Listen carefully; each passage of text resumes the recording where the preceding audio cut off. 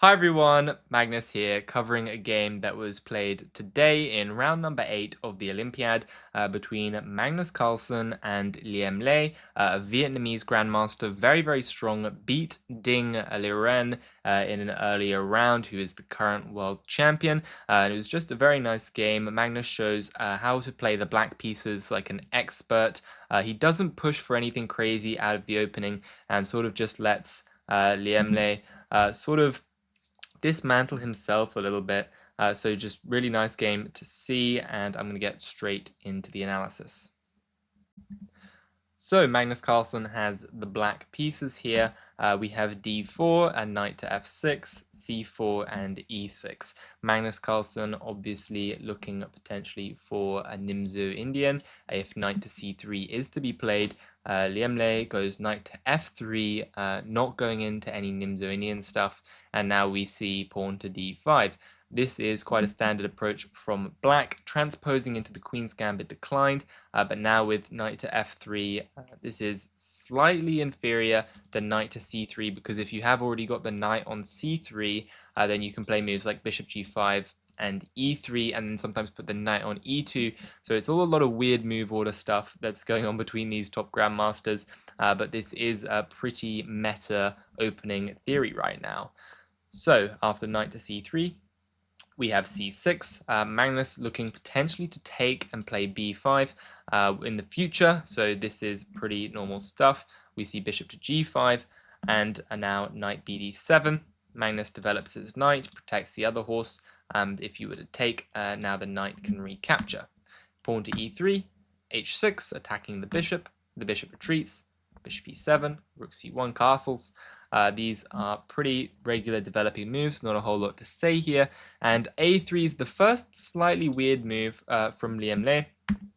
Clearly, I'm not sure whether or not this was part of his preparation. He did use up about 4 minutes on the clock, so it's possible that he was just trying to get out of mainline theory and just mix things up a bit and get a random position, but potentially as well this could have been something that he prepared. Magnus goes a6, responding with another weird move on this side of the board. Although a6 often has a lot of value from the black side as you clamp down on this eventual b4, b5 pawn push that might be executed by white. We see a capture in the center, Magnus takes back with the e-pawn, and we now have the classic Carlsbad structure with these two pawns pointing like this either way. And when the pawns are going this way, generally what happens is black likes to try and get counterplay on the king side this way, and white likes to try and break through on the queen side, play b4, a4, b5, try and exchange this on this pawn for this pawn here, and then try and create a weakness on the c6 square. So we see queen to c2, a normal move here, going bishop d3 in the future.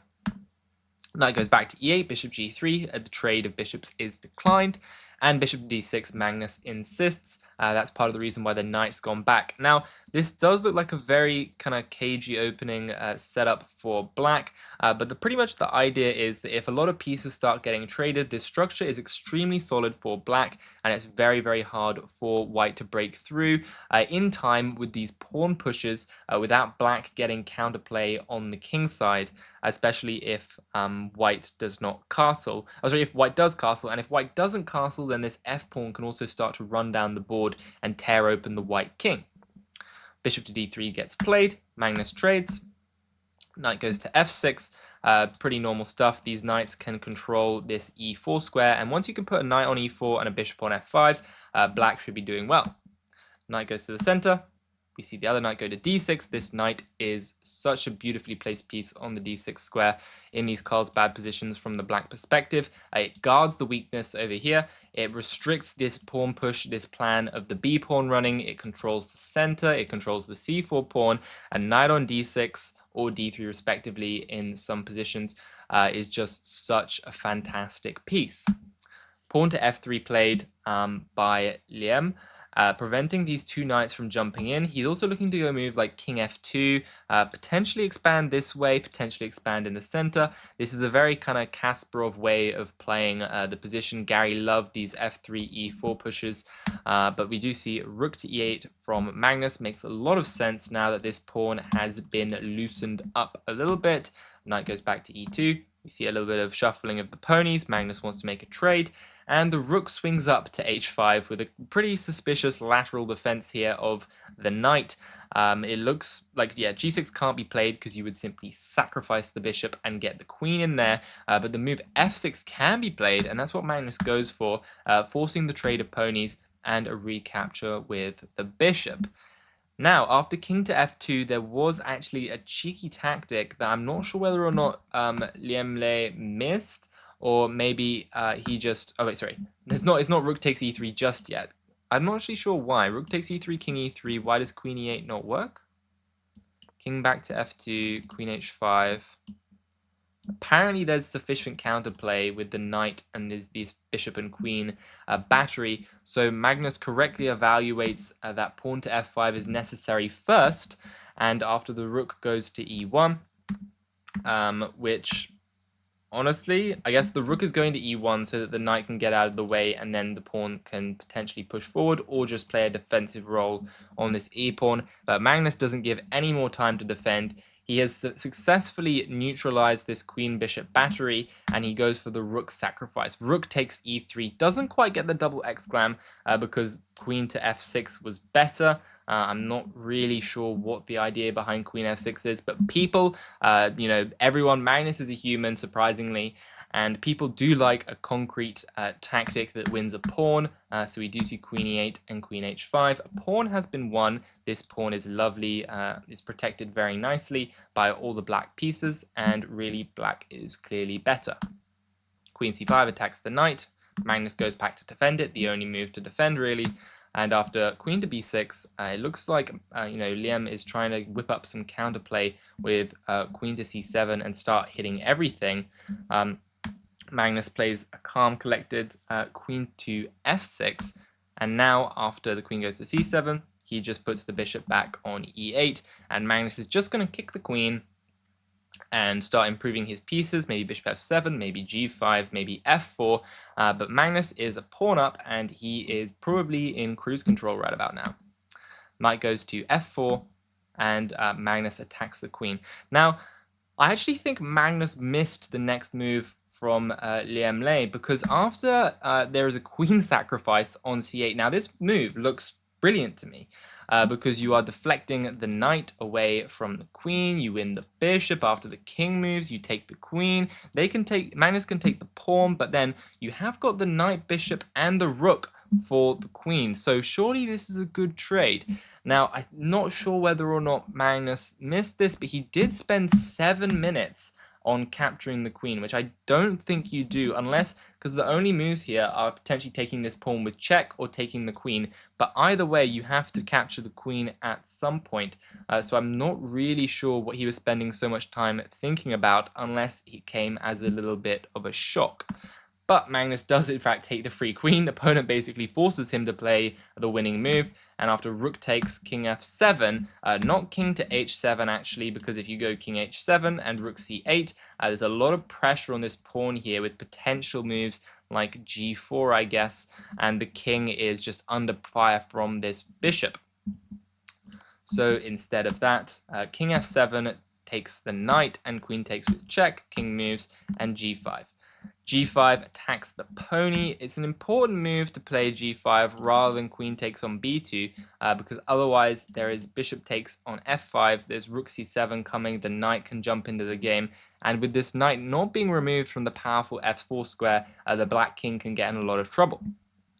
So g5 kicks the knight first, the check, obviously nice little tactic here. If you were to capture, there's knight to e6 with a nice fork.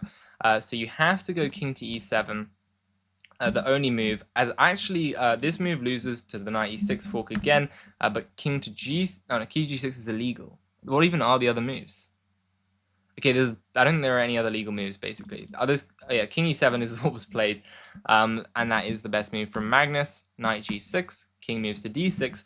And what you might start to notice is that while white does have the two minor pieces and the rook for the queen, white's also very uncoordinated, and the black queen is just a solo beast by herself, and is going to take these pawns and then basically just send one of the other pawns down the board and try to win the game. Also, all kinds of checks are horrible to think about when these pieces are so loose. Bishop takes on f5, Magnus grabs the pawn, and we see f4. Liem's trying to lash out, maybe create, I don't know, some kind of passed pawn, or I'm not exactly sure what the point of f4 is, but queen takes on a3, grabs another pawn, and Magnus starts pushing. He pushes, moves the queen again, keeps pushing, and very, very flashy stuff from Magnus.